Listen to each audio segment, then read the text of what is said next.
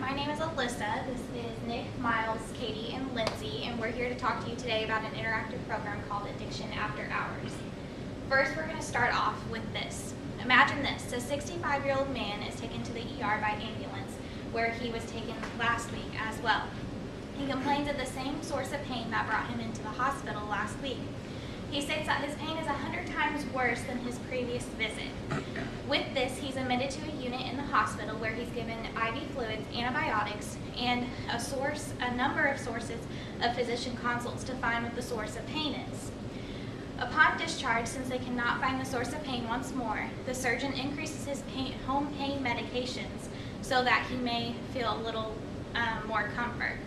What the problem is here is that the patient came in a couple months ago for a surgery, but with his surgery he was not educated that with his home pain medications that he would still be in pain for a period of time, whether this was the same pain he was facing from surgery or if it was just a little less pain. But during his first appointment, the surgeon said that he would feel a lot better and have no pain. So with the promise of no pain, the patient kept taking his home pain medications, thinking that if he kept taking more, the pain would go away. This created his addiction. Now I'm going to hand it off to Miles, who will talk to you about the problem pain that the patients are facing. So our problem pain is the lack of education with people getting prescriptions post-surgery and post-surgery. So there's three different types of surgeries. There's emergency, urgent, and elective. Emergency is whenever you come into the ER, go into emergency surgery. Urgent is under 24 hours, and elective if it's scheduling past 24 hours. So there's three different types of education that are required that physicians are not trained on any separation of the three or any sort like that. So one thing that we need to find is a way to educate on each different type of surgery, because there's a different mindset if you're getting surgery 3 months out or that day. Another problem is that there's an overpromising for pain-free. Whenever you get a prescription for pain medication, they tell you that you're supposed to take it if you have any pain, when the real situation is that you're always going to have a little bit of pain and you're going to have to wean yourself off of it eventually, and there's a lack of education in between those. Another one is overprescribing. So whenever you are given your initial prescription, you're given 40, 50, 60 pills, whenever most people don't take more than 20, so that you have some left over in your cabinet, which could lead to you selling them or somebody stealing them out of your cabinet. That also leads into not being educated on how to dispose of medication if you have extra medication that you're not using for some reason, like you didn't finish taking it or whatever. And if there is any sort of education, they use paper pamphlets now, and they're outdated and just not educational at all. So our solution is a 5-minute interactive video that must be completed before surgery. Doctors and nurses can check to see if this is completed. If it's not, then you're not going to have your surgery. The content and literature is videos and quiz questions throughout to make it interactive, to where you're not just sitting there watching a video and doing other things and not actually listening to it. The video will go over proper pain management, signs of addiction, how to properly dispose of the medication that you won't be using, and then how and where to get help also. So then Katie. So for the product differentiation, we actually made a chart, and in the columns we listed 3 of the major hospitals in Indiana, and then our Addiction After Hours program. And like Lynsey said, the Addiction After Hours program is an interactive video that's less than 5 minutes, and it's engaging with the patient, and it helps that they learn what they're doing.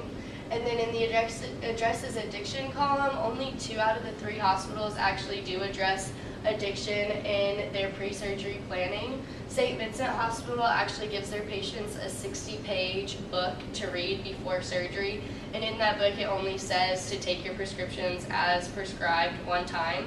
So clearly the patients aren't learning anything from that, whereas in the Addiction After Hours, it addresses the addiction in a much more simplistic way, and it states facts. And then it's user-friendly. The Addiction After Hours is online, it keeps you engaged, and none of the other things, like Miles said, the pamphlets you look at the pamphlet for 5 minutes and you just set it down. You don't actually read it and you don't read the information being said. And then lastly, the Addiction After Hours has an interactive questionnaire at the end of the program, and with that, it is a question that's between you and your doctor and your nurses. Say you had a question of, what if I do become addicted, where do I go or who do I talk to? That would be where you would say this, and the Addiction After Hours program would not see these questions, so it wouldn't be breaking any HIPAA laws. The patient would get a generic username with their first and last name and then their birthday, and the doctor would only see that, and it just gives the patients another outlook and someone else to talk to about further questions that they have about pain management. And with that, I'm going to turn it back over to Miles. So on our business model, everything's pretty interconnected. So we would start with our key activities, which would be creating content and increasing our knowledge base. We would use our key partners to target this towards our key customers. So our key customers are, we would actually use our customers as our partners. So hospitals, doctors, and pharmacists, we would use to get the education that we need to make the proper content on what they need. Along with that, we would need to partner with a tech company, which would help us network to local hospitals as well as different marketing strategies so that we can get to the right people and talk to the right people. Our secondary customers would obviously be the patients, the doctors. One way that we can create a relationship with our patient or with the patients is to have a way to rate the video at the end where you can say if it taught you anything or if there's a way to improve it to help you be more engaged.